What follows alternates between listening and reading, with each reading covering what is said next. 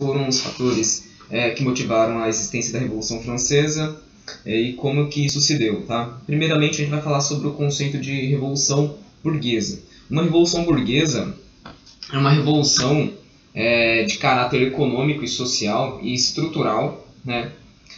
Que buscou, né, no caso da França, buscou por valorização da liberdade, da igualdade e da fraternidade entre todos os membros, tá? A burguesia, ela se revoltou contra a monarquia absolutista, né? Uma monarquia absolutista em que o rei tem o poder absoluto, se revoltou contra essa monarquia e tomou, juntamente com a classe burguesa, com o apoio das classes populares, pôs fim ao regime monárquico absolutista na França, né? E eliminou as últimas estruturas feudais que existiam ali na França, essas últimas estruturas feudais pertencentes ao antigo regime. Então, a Revolução Francesa é um movimento estrutural, político e econômico que visa destituir o poder da monarquia. No caso da França, a monarquia absolutista, né? E com isso também eles buscam, né, valorizar a economia burguesa, né, o capitalismo. Então, além dessas medidas, né, de favorecer a uma economia mais mercantil, porque a gente sabe que a nobreza, a monarquia, ela se baseia, ela se fundamenta na economia feudal, né, o que impede que haja um desenvolvimento capitalista efetivo. Então, esses fatores assim, a gente pode mencionar como conceito de revolução burguesa e, ao mesmo tempo, aqui já algumas informações referentes a esse processo, né?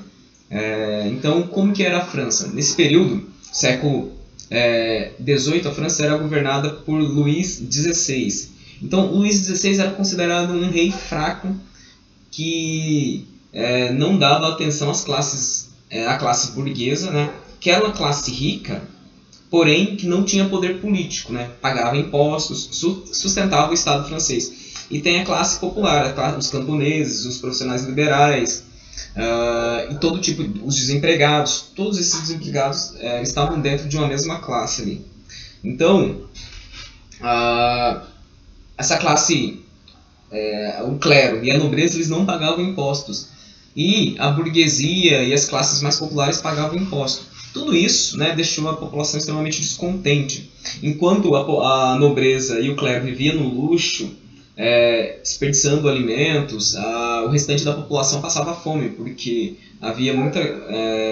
a França, ela vivia um período de crise financeira e orçamentária. A França, ela gastava muito mais do que ela arrecadava. Além disso, ela tinha uma dívida externa muito alta, isso devido a várias guerras que ela empreendeu, como a guerra pela independência dos Estados Americanos, a guerra dos 7 anos que ela teve com a Inglaterra. Então tudo isso minou as finanças do Estado francês, o que provocou bastante desemprego e fome, né? Ou seja, um fator importante, um caldeirão importante para que houvesse uma revolução contra a monarquia, tá? Então, como que era a organização, as classes sociais ali na França? A França, nesse período, era constituída por 3 classes sociais. O primeiro estado, que se referia ao clero, o segundo estado, que se referia à nobreza, e o terceiro estado, que estava a burguesia e os camponeses, os operários, né, toda essa classe não pertencente ao clero ou à nobreza, pertencia ao terceiro estado, tá? Então, a Revolução Francesa, ela ocorreu dentro desse processo, tá? E o terceiro estado, ele tinha muito pouco poder político, tá? Ele tinha muito pouco poder político. E como o voto era feito nas assembleias, os votos eram feitos por estado, e geralmente as opiniões do primeiro estado e do segundo estado geralmente eram semelhantes, então eles sempre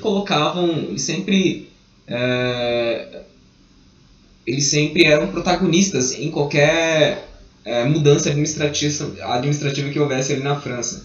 E, naturalmente, eles não iam votar nenhuma medida administrativa, econômica que diminuísse os seus privilégios ou fosse a favor de uma igualdade social que deixassem que a burguesia e as classes populares, né, chegassem próximos a eles. Então, esse foi um fator importante. Então vamos falar um pouco aqui sobre os aspectos os aspectos históricos pontuais precedentes aqui à Revolução Francesa. Então, em 1787, né, percebendo aí esse descontentamento da população pela ausência de participação política, o rei Luís XVI ele implanta as assembleias provinciais, nos quais, né, os membros do terceiro estado podem, né, ter uma participação política mais efetiva, né. Em 1788, né, percebendo que essa medida não era suficiente para conter os ânimos, o rei Luís XVI ele convoca uma assembleia, ele convoca a Assembleia dos Estados Gerais, né, para que seja feita alguma reforma administrativa que promova o melhore a economia, né. Então, quando há essa Assembleia dos Estados Gerais, o terceiro setor fica descontente. Por quê? Porque como o voto é por estado e não por cabeça, e não por deputado, né, em número de deputados, o terceiro estado tinha muito mais deputados. Porque cerca de 98% da população francesa pertencia ao terceiro estado. Cerca de 2% pertencia ao primeiro e ao segundo estado, ou seja, a nobreza e ao clero. Então, embora o terceiro estado tivesse muito mais membros, ele não tinha poder político efetivo, né? Era mais uma ilusão. Por quê? Porque como os ideais do clero e da nobreza eram parecidos, então eles tinham sempre 2 votos contra um do terceiro estado. Por conta disso, o terceiro estado ficou descontente e abandonou essa Assembleia dos Estados Gerais e, né, proclamou uma Assembleia Nacional Constituinte, né, para criar uma nova Constituição, uma nova ordem política. E aí, nessa criação dessa Assembleia Nacional Constituinte, eles se revoltam, fazem bastante tumulto em toda a França, tomam a Bastilha, né? Então esse período aí de 1789, em que realmente acontece. Em 1788, o rei ele convoca, né, a Assembleia dos Estados Gerais para o próximo ano. Então em 89 ocorre essa Assembleia dos Estados Gerais, no qual o terceiro estado abandona e cria uma Assembleia Nacional Constituinte, né? E eles saem às ruas revoltosos com a nobreza e com o clero, tomam a Bastilha, há várias revoltas camponesas, eles invadem castelos, saqueiam os castelos, roubam produtos lá dos senhores feudais. Então, esse período a gente chama de um período chamado de Grande Medo, né, em que os tumultos sociais ali deixam a monarquia totalmente perplexa. Tá? Então, nessa Assembleia Nacional Constituinte, eles realizam 2 medidas extremamente importantes. Uma é a Declaração dos Direitos do Homem e do Cidadão, né, que dá ao cidadão francês igualdade de direitos diante da lei. Então, diante da lei, todo cidadão tem direitos iguais. Essa foi uma medida importante, porque antes não era assim, né? A nobreza e o clero tinham muitos privilégios. E uma outra medida que eles fazem bastante importante é extinguir, né, resquícios ali das sociedades feudais, né? Então, esses fatores são extremamente importantes, tá? Então, é dessa forma que começa a Revolução Francesa, lá, né? Com a tomada de Bastilha em 1789 e vai até 92, né? Esse período aí de reformulação, de assembleias para tentar construir uma Constituição, tá? Então, feita essa declaração dos direitos do homem e do cidadão e depois a abolição dos direitos feudais, dos senhores feudais, a França ela cria uma Constituição, né, nessa Assembleia Nacional Constituinte cria uma Constituição em 1971. Essa Constituição prega um Estado monárquico constitucional, né, no qual o poder emana do Parlamento, né, o poder emana da Assembleia, do poder legislativo, e o rei tem um caráter mais tem ainda um poder executivo, né? O rei ainda pode executar uma política. No entanto, o seu poder se vincula, né, às decisões e às votações do poder legislativo. Tá? Os privilégios econômicos que a nobreza e o clero tinham são abolidos nesta Constituição, né? E o poder legislativo ele passa a comandar o exército e a política externa. E o rei fica com a política interna, né? Executando as políticas internas. Então o rei ele não aceita essa Constituição, né? Porque essa Constituição vai limitar os seus poderes em relação ao poder legislativo, e os impasses continuam ali.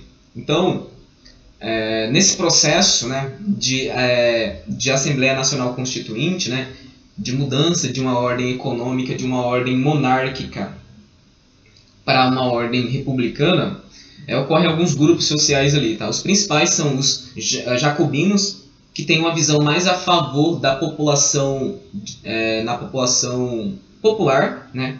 Ou seja, as camadas sociais mais pobres. Então, os jacobinos eles se alinham a uma revolução mais radical no sentido de promover uma igualdade de fato e não só uma igualdade jurídica. Tá?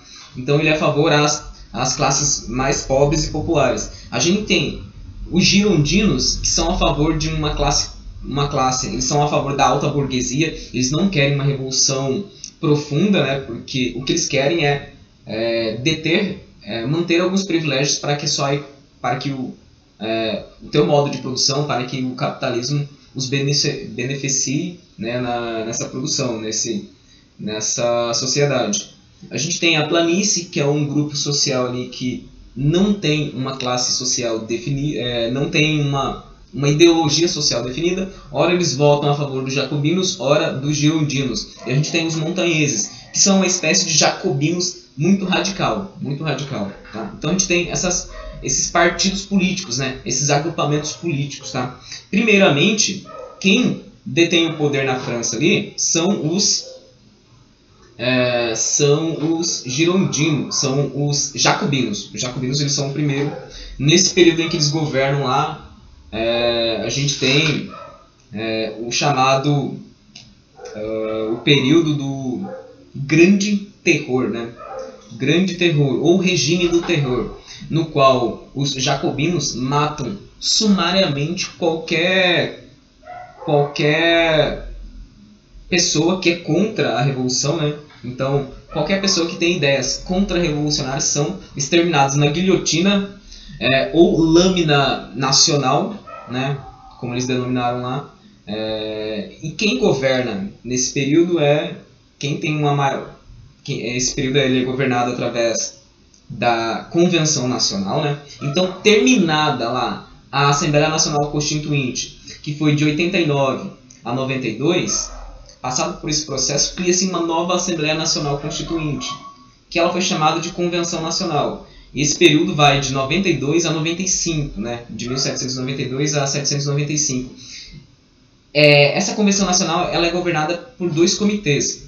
Né? Na verdade, 3 instituições governam o Estado francês com essa Convenção Nacional. A gente tem o Comitê de Salvação Nacional e a gente tem o Comitê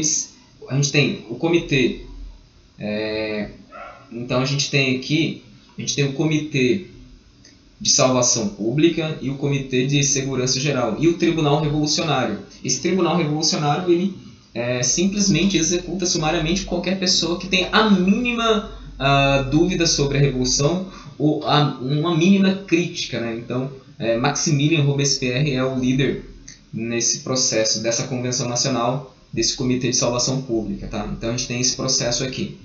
Então, como esse período foi governado pelos jacobinos, muitas medidas populares foram aprovadas, como a abolição da escravatura nas colônias francesas. Foi estabelecido o sufrágio universal, né, masculino aos 21 anos, então a votação não era censitária, ou seja, não era com ordem econômica, porque quando é por ordem econômica valoriza quem tem dinheiro. Então as camadas populares são, né, denegridas num sufrágio censitário. No caso aqui, eles implantam o sufrágio universal, masculino aos 21 anos. Tá? Eles abolem, eles terminam com a exigência de camponeses indenizarem os senhores feudais, né? Então os camponeses, né, mais pobres, eles não precisam indenizar os senhores feudais, e eles estabelecem uma coisa muito importante, que é direitos sociais. Direitos sociais, por exemplo, direito ao ensino público, direito ao trabalho, e direito à assistência e direito à insurreição. Ou seja, direito de insurgir contra um governo que é tirânico, que é opressor. E eles estabelecem também a lei máxima, lei do máximo, que estabelecia um teto máximo para os preços e para os salários. Então, o preço dos produtos, eles tinham um preço máximo, não poderia aumentar além daquilo, e um preço também para os salários. Tá? Então, teve esse processo, que foi bastante importante, né, que atendeu às camadas populares. No entanto, a alta burguesia, né, os girondinos estavam descontentes com essas medidas populares. Então nesse caso aí, essa convenção nacional governada pelos jacobinos perdeu o apoio dos girondinos, né, naturalmente, porque os girondinos eram a favor da alta burguesia, não estavam nem aí pelas classes mais populares. Só que essas classes populares que foram beneficiadas com essas medidas da Convenção Nacional, do Maximilien Robespierre, desses comitês de salvação pública e de segurança nacional, a população pobre ela começou a criticar esse governo, né? Porque o governo estava matando qualquer pessoa que minimamente criticasse o seu governo. Tá? Por conta disso, ocorre um golpe, né? O golpe do nono terminador ou 9 terminador. Esse nome é um nome de um mês do calendário revolucionário, né? Quando os franceses eles implantam a Revolução Francesa, eles tentam, né, diminuir a influência da Igreja Católica na sociedade francesa. Por conta disso, a gente sabe que o calendário era utilizado na França era o calendário cristão gregoriano. Então, eles criam um calendário revolucionário, eles estabelecem que os meses são determinados, relacionados ao clima e à natureza. Então, tem mês da chuva, mês da neve, e por aí vai. E as semanas é dividida a semana é dividida em 10 dias. Então, você não sabe quando é domingo. Então, você elimina aí os festejos religiosos, que sempre acontecem no sábado ou no domingo. Então, por conta disso que a gente chama de golpe do 9 terminador. Tá? Com isso do golpe do 9 terminador, essa forma de governo, que é através do comitê, ela passa, a França começa a ser governada por um diretório, né, que é governado pelos girondinos, né, que são favores da alta burguesia. Então eles abolem essas políticas e essas medidas populares que os jacobinos fizeram aí a favor das classes mais pobres. Tá? Então a gente tem aqui um processo de governo através do diretório. No diretório tinham 5 membros, né? Esses 5 membros governavam a França. Então, nesse período, a gente sabe que houve uma espécie de prejuízo para as populações mais pobres. Tá? E aí, a gente vai falar um pouco mais sobre esse diretório, que ele ocorreu, né, de 1795 a 1799. Tá? Esse diretório ele sofreu alguns impasses. Por exemplo, em 1796 houve uma revolta chamada a Conjuração dos Iguais, que foi liderada por Graco Babeuf. Então, esse grupo, né, essa Conjuração dos Iguais, eles eram a favor de uma reforma agrária e do fim da abolição da propriedade privada, coisa que naturalmente os girondinos, que eram a favor da alta burguesia, não aceitaram. Tá? Eles foram violentamente reprimidos, né, e o movimento foi sufocado pelo diretório. Tá? Então o diretório ele administrava de forma centralizada, e essa forma de governar possibilitou prestígio perante a burguesia francesa. Tá? Então esse governo ele é concluído, ele é terminado através de um outro golpe. Então Napoleão Bonaparte, que era um líder, que era um general do exército francês, que havia conquistado várias campanhas militares, se tornou bastante importante e famoso na Europa e na França. Então ele dá um golpe chamado golpe do 18 Brumário, tá? E a partir disso se instaura na França um governo chamado de consulado. O governo do consulado ele era governado por 3 membros, né? O mais importante era o Napoleão, né? Ele realmente governava, tinha o poder de fato. Os outros 2 eram apenas conselheiros, tá? Então, nesse governo do consulado de Napoleão, algumas medidas foram importantes ali a favor das classes populares, tá? Então, por exemplo, ele fundou o Banco da França e reorganizou as finanças francesas, né? Ele criou uma moeda nacional, né, o franco, e ele aumentou os impostos ele aumentou os impostos para os produtos importados, né? É uma medida protecionista. Ele aumentou os impostos dos produtos importados, o que favoreceu a economia interna francesa, né? Valorizando a industrialização da França e a industrialização nas cidades, favorecendo o campo também. E ele reorganizou o ensino público, né? Objetivando fazer com que o cidadão sirva de forma melhor o Estado, né? Tendo uma boa educação, o cidadão francês vai servir o Estado de maneira mais eficaz. Então, essas foram as medidas de Napoleão aqui, nesse período do consulado.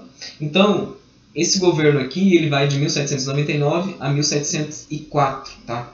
E aí, em 1804, termina a República e a França ela regride, né, politicamente, porque aí é criado o Império Napoleônico, né? Então a gente tem aqui uma monarquia imperial.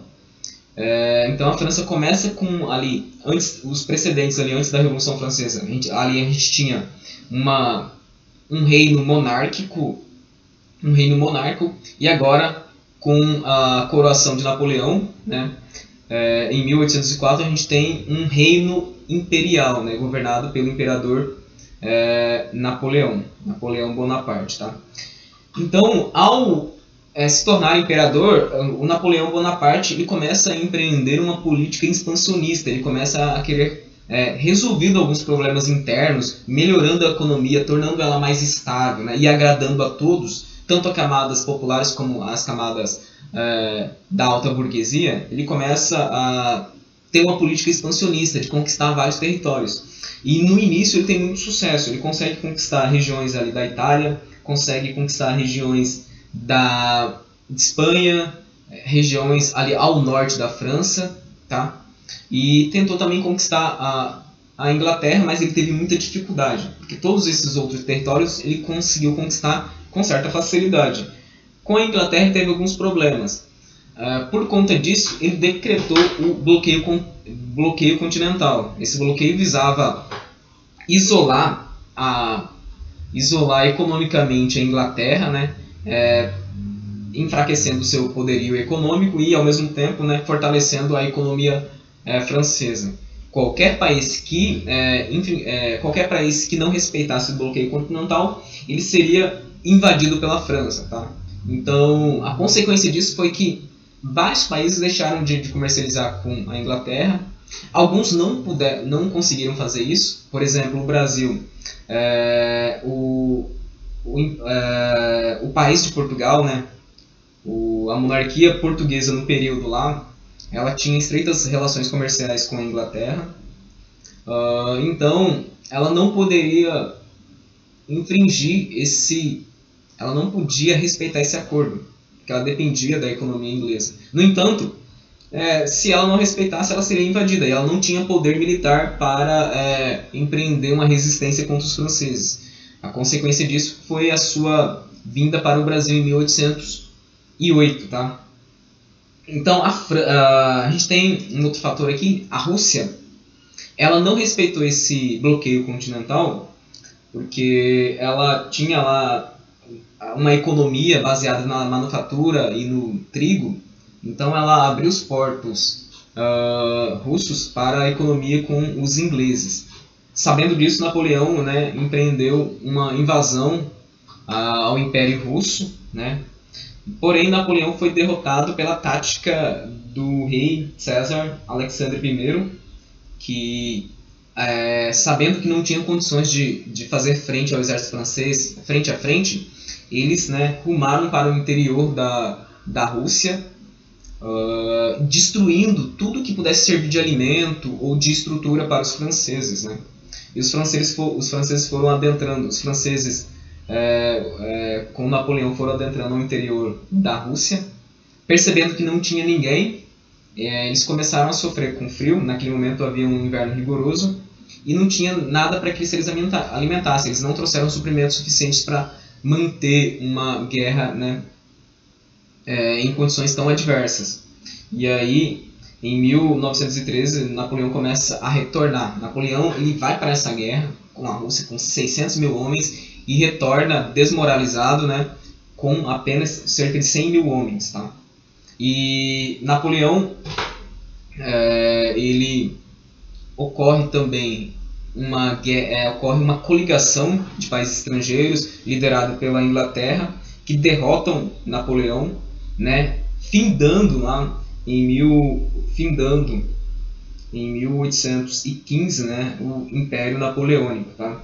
Então a gente em 1814 também a França é derrotada por uma coligação que continha a Inglaterra, a Prússia e a Rússia, que conseguiu, né, colocar fim. Na verdade, em 1814 termina o Império Napoleônico ali, que foi derrotado por essa coligação, né? Integrantes da Inglaterra, Prússia, a Prússia que é um reino dentro da Germânia, atualmente Rússia, atualmente Alemanha, e a Rússia. Então esses três países, né, deram cabo ao projeto expansionista de Napoleão Bonaparte. Tá?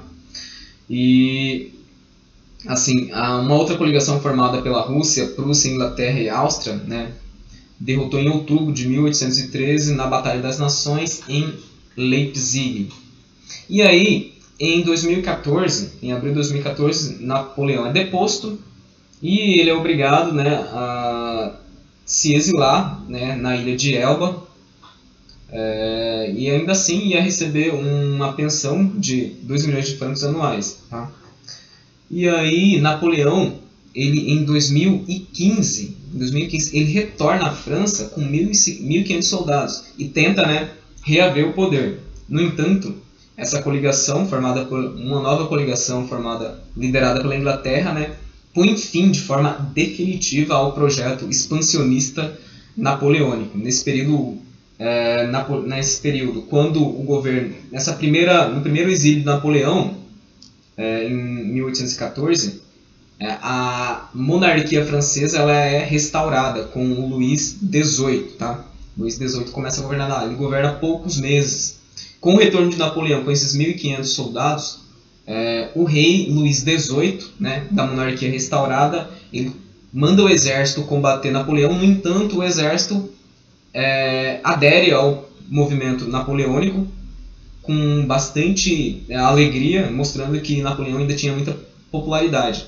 O rei Luís XVIII ele foge com a sua corte real, e aí uma nova coligação liderada pela Inglaterra dá fim de forma definitiva ao Império Napoleônico lá em 2015. E aí Napoleão é obrigado a morar em uma ilha chamada Santa Helena, lá no Atlântico Sul, e ele morre em 1821. Tá? Em 1821. E aí a gente tem a finalização desse período. Tá? E aí após esse período aqui, ocorre o Congresso de Viena. O que foi o Congresso de Viena? Né? Ao dar fim de forma definitiva ao Império Napoleônico, em 2015, esses países se reúnem no Congresso de Viena, né, tentando restaurar os territórios na Europa antes da Revolução Francesa. Então, dois princípios eram vinculados a esse Congresso de Viena: o princípio da legitimidade e o princípio do equilíbrio europeu. O princípio da legitimidade no sentido de restaurar as monarquias, né? Restaurar aos legítimos donos dos reinos monárquicos as suas famílias. E o princípio do equilíbrio europeu ele se vinculava a criar uma instituição internacional que evitasse com que guerras como essa, guerras nacionalistas, acontecessem. Tá? Então, e evitar que um país se tornasse forte demais e pudesse colocar em xeque o poderio de outros países ali dentro da Europa. Porém, né, esse congresso ele não teve sucesso, porque com a Revolução Industrial, os países produzindo bastante, precisando de mercados consumidores, isso tornou cada vez mais, isso se tornou um obstáculo à construção de uma política econômica na Europa, né? Então essa aliança internacional que eles pretendiam criar para evitar possíveis choques bélicos entre esses países desaparece por ações liberais, por revoltas liberais, tanto na Europa quanto dos processos de independência lá da América Latina, tá? Então a gente tem esse processo. A gente vai agora falar rapidamente sobre esse período histórico aqui. Então a gente tem aqui, por exemplo, antes de 1789 a gente tinha um reino monárquico, né? Um reino monárquico é um reino no qual o rei ele não tem uma política expansionista, né, de conquista territorial. Então a gente tinha aqui governado por Luís XVI. E de 1789 a 1792 a França é governada aí pela essa Assembleia Nacional Constituinte, que é o primeiro período aqui da República, né? A República ela é instituída, né, em setembro de 92. Então a gente vai estabelecer aqui o marco. Então aqui, em setembro, começa realmente a República, né? Só para a gente delimitar aqui. Então nesse período aqui a gente tem um período, aqui ocorre a Assembleia Nacional Constituinte, que é um período assim de transição, que a gente pode chamar de transição. Então, o primeiro período da República ele é governado por uma Assembleia Nacional Constituinte chamada de Convenção Nacional, que é governada pelos girondinos, que são a favor das classes populares mais pobres. Tá? Posteriormente, os girondinos, com o golpe do nono terminador, eles governam a França através de uma instituição chamada Diretório. Posteriormente, com o golpe do 18 Brumário, Napoleão, né, institui o governo através do consulado, que foi de 1799 a 1804. E por fim, em 1904, Napoleão ele é coroado, ele se autocoroa imperador, e aí a gente dá início ao Reino Imperial Napoleônico, tá? Então é mais ou menos assim que foi construída a Revolução Francesa. Tá? Aqui nós temos um hino da França. Esse hino foi bastante cantado na Vitória, porque quando começou a Revolução Francesa lá, a França, a monarquia, o rei Luís XVI, com o apoio de países estrangeiros, eles tentaram retomar o poder dos revolucionários, tá? E aí a França montou um governo rebelde. A França montou um governo e montou um exército rebelde. Esse exército conseguiu vencer essas potências estrangeiras no qual o rei Luís XVI apoiava. Tá? Então, esse hino foi muito cantado durante aquele período. Tá? Então, a gente vai lê-lo aqui só a primeira estrofe. Avante, filhos da pátria, o dia da glória chegou. Contra nós, da tirania, o estandarte ensanguentado se ergueu. O estandarte ensanguentado se ergueu. Ouves nos campos rugirem esses ferozes soldados. Vêm eles até os nossos braços degolar nossos filhos, nossas mulheres. As armas, cidadãos, formai vossos batalhões. Marchemos, marchemos, que o sangue impuro are nosso arado. Que o sangue impuro ague o nosso arado. Então a gente tem esse hino, né? Essa canção, ela se tornou o hino da França durante esse período aqui. Tá? A gente vai fazer algumas atividades aqui de fixação para a gente entender melhor esse conteúdo. Tá? Então vamos lá. A gente vai fazer essas atividades.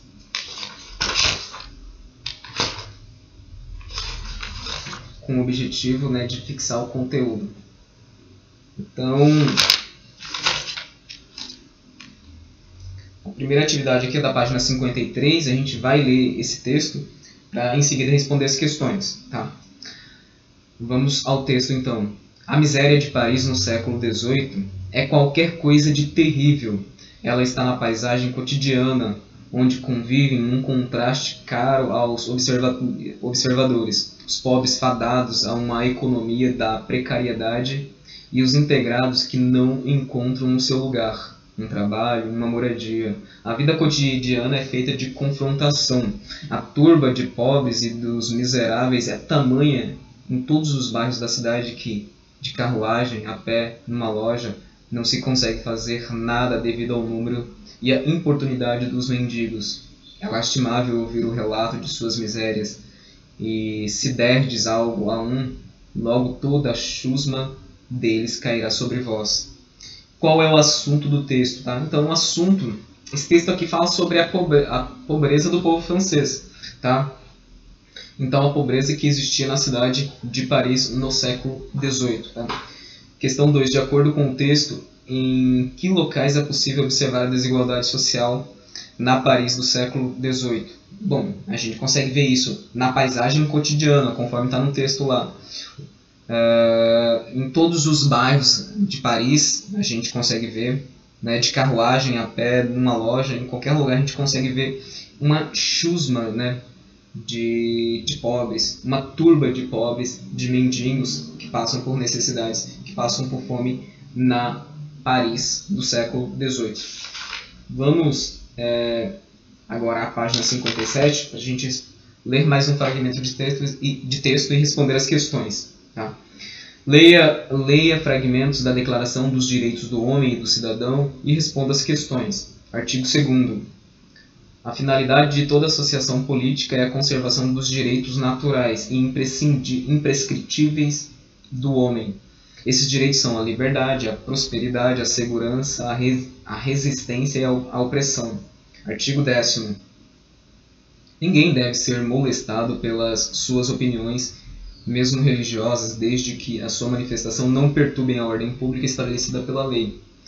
Artigo 17º. Sendo a propriedade um direito inviolável e sagrado, dela ninguém pode ser privado, salvo quando a necessidade pública, legalmente verificada, o exigir evidentemente e com a condição de uma justa e prévia indenização. Então a gente leu esses 3 artigos aqui da Declaração dos Direitos do Homem e do Cidadão, né, feito durante a Assembleia Nacional Constituinte, no primeiro período ali da Revolução Francesa. Então, quais ideais iluministas foram apropriados e defendidos nesse artigo aqui? Bom, o artigo 2º ele se relaciona aos ideais naturais dos indivíduos. Quais são os ideais naturais dos indivíduos? O direito à propriedade, a segurança, a liberdade, a resistência à opressão, né? Que mais? O direito à vida. No artigo 10 se relaciona aos ideais de defesa da liberdade de expressão, né, e de manifestação. Então, o iluminismo foi um movimento intelectual que valorizava o racionalismo, valorizava a liberdade de expressão, a liberdade de manifestação. Então, esses ideais influenciaram bastante aqui a Revolução Francesa. Questão B. Qual interesse é defendido no artigo 17º e qual grupo social ele beneficiava? Tá? Então vamos lá. Fala sobre a propriedade privada. Então, privilegia aqui principalmente a classe burguesa, né? A classe burguesa. Ela é uma classe que detinha capital, portanto ela conseguia comprar várias terras. Se eu tenho muito dinheiro, se eu enriqueci graças ao comércio, graças ao capitalismo, se houver direito à propriedade privada, naturalmente eu vou ser beneficiado com isso, porque eu vou ter dinheiro para comprar essa propriedade e a partir dela produzir mais. Então é a classe burguesa que foi beneficiada com a inserção do artigo 17º lá na declaração. Tá? E a gente vai agora responder aqui as questões da página 65. Então vamos lá. Interpretando documentos. A obra a seguir retrata a coroação de Napoleão Bonaparte na Catedral de Notre-Dame, em Paris, em 2 de dezembro de 1808. Observe atentamente o detalhe da tela e responda a questão. Então a gente tem aqui a coroação e Napoleão. Aqui aumentando a imagem, nós temos aqui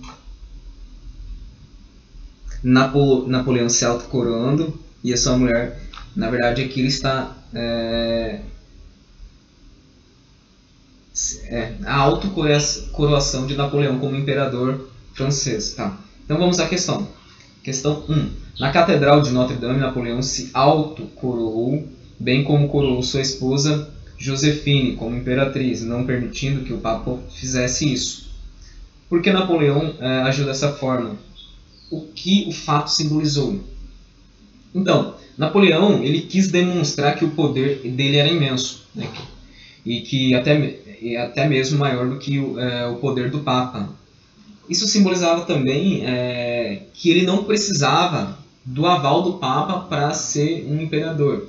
Na Idade Média, as monarquias, no geral, elas precisavam que o seu poder fosse ratificado pela Igreja, pelo Papa, né? Os monarcas, eles consideravam que eles tinham o poder divino, né?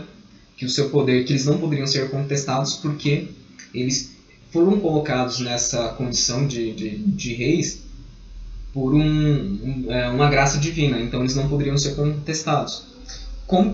E para validar isso, geralmente membros do clero, né, participavam dessas reuniões de coroação para dar esse atestado, legitimá-lo dessa forma, né, que aquilo é uma bênção de Deus e que, portanto, ele não pode ser questionado. Napoleão quebra isso, né?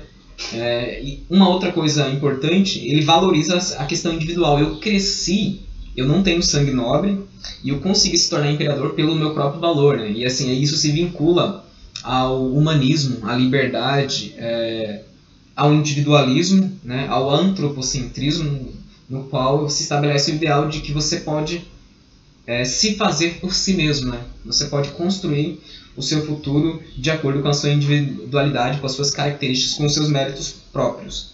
Vamos à questão B, ou melhor, à questão 2. Cite os principais objetivos do Congresso de Viena e comente se eles foram alcançados, né?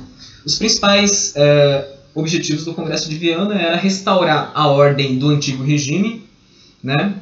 E eles foram em parte alcançados, né? Em partes, mas não foi possível restabelecer completamente o antigo regime devido às condições sociais ali. Ali foi uma revolução que não permitia um retorno completo às estruturas antigas. Por quê? Por exemplo, as últimas estruturas feudais que existiam ali foram abolidas, né? Mesmo com a restauração, inicialmente ali com Luís XVIII, não foi possível mais abolir as arcaicas estruturas feudais. Então, essa revolução burguesa ela deu poder político à burguesia e a ela um protagonismo político, econômico, científico e cultural. Vamos lá às próximas questões. Questão 1 da página 66. Após a instalação do governo provisório, o governo anterior da França começou a ser chamado de Antigo Regime. Para os revolucionários, o que isso queria dizer? O Antigo Regime era uma monarquia absolutista, que mantinha uma estrutura econômica e social típica do sistema feudal. Isso era considerado ultrapassado de acordo com os novos ideais iluministas e republicanos. Tá? Então, essa é a resposta. Os revolucionários chamavam de Antigo Regime porque era um regime atrasado, baseado em uma monarquia absolutista vinculada a um sistema de produção do feudalismo. Questão 2. Relacione cada um dos 3 estados que formavam a sociedade francesa até 1789, as respectivas características, use 1 para o primeiro estado, 2 para o segundo estado e 3 para o terceiro estado. Então vamos lá. Vamos aqui à questão 2. Essa questão aqui. Primeiro item aqui. Assim como a nobreza apoiava o antigo regime. Tá. Assim como a nobreza apoiava quem apoiava o antigo regime além da nobreza? Era o clero, a igreja. Eles não podiam perder os seus privilégios. Então, primeiro aqui, a gente vai marcar que é número 1. Tá? Vamos lá, o próximo item. Pagava todos os impostos. Quem pagava todos os impostos? Era a terceiro estado, né? Ou seja, a burguesia e as classes populares. Próximo item. Era composto de trabalhadores urbanos e camponeses. Terceiro estado. Próximo item. A nobreza fazia parte dele. Então, era do segundo estado, né? O primeiro estado era o clero, o segundo a nobreza e o terceiro, né, era a burguesia e os camponeses e a população mais pobre. Próximo item, vivia à custa da monarquia. Quem que vivia à custa da monarquia? Era o primeiro e o segundo estado, já que eles não pagavam impostos, eles não contribuíam com nada, né? Só tinham privilégios, eles viviam à custa da monarquia, né, que vivia à custa do terceiro estado. Próximo item, a burguesia fazia parte dele. Do terceiro estado. Cobrava dízimos, o clero, né, o primeiro estado. Cobrava taxas para batismos, casamentos e sepultamentos, o primeiro estado, ou seja, o clero. Próximo item, trabalhava para gerar riqueza, o terceiro estado, a burguesia e as classes populares. Próximo item, descendia de antigos senhores feudais, a nobreza. O clero fazia parte dele. Então aqui é o primeiro estado. O clero fazia parte do primeiro estado. Vamos à questão 3. Assinale a resposta que completa corretamente cada sentença sobre a Revolução Francesa. Tá. Letra A. Quando eclodiu a Revolução Francesa, o rei da França era Luís XVI. Tá? Daqui é tranquilo. Letra B. Os sans-culottes eram a população urbana ou os camponeses? Os sans-culottes eram a população urbana. Tá? Os sans-culottes eram membros da população urbana que apoiaram os jacobinos. Tá? Eles eram chamados assim porque eles eram membros que não tinham tanto poder econômico quanto a alta burguesia. Tá? E eles eram a favor de uma revolução mais profunda. Letra C. Para propor e votar uma mudança na forma como o governo francês cobrava os impostos, em 1788 o rei convocou a Assembleia dos Estados Gerais. Tá? Assembleia dos Estados Gerais. Letra D. Os deputados do terceiro estado reunidos em assembleia propuseram que o sistema de votação fosse por número de representantes, por deputado, per capita, por cabeça. Tá? Porque só assim eles teriam uma chance realmente de ter uma participação política efetiva. Vamos aqui à página 67, questão 4. Assinale com V as sentenças verdadeiras e com F as falsas. Depois, em seu caderno, reescreva as falsas a fim de corrigi-las. Primeiro item aqui, a queda da Bastilha em 14 de julho de 1789 é comumente considerado o início da Revolução Francesa, verdadeiro. Ela se inicia ali com a queda da Bastilha. Próximo item, o absolutismo francês tinha pleno apoio das camadas mais baixas da população. Aqui a gente já sabe que é errado, falso. Porque por serem menos favorecidas economicamente estavam isentas dos impostos. Claro que não. Próximo item, durante a existência da Assembleia Nacional Constituinte foi promulgada uma nova Constituição, sendo divulgada a Declaração dos Direitos do Homem e do Cidadão. Verdadeiro. Foi durante a Assembleia Nacional Constituinte. Próximo item, o choque. O chamado regime do terror foi imposto pelos girondinos. Falso. Foi imposto pelos jacobinos, tá? Como a gente falou anteriormente. Isso foi feito lá na Assembleia, na Convenção Nacional. Tá? Naquele período lá da Convenção Nacional, em que houve regime do terror.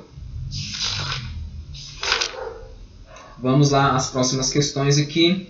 Questão 5. Relacione os grupos de revolucionários franceses às respectivas características, usando G para os girondinos e J para os jacobinos.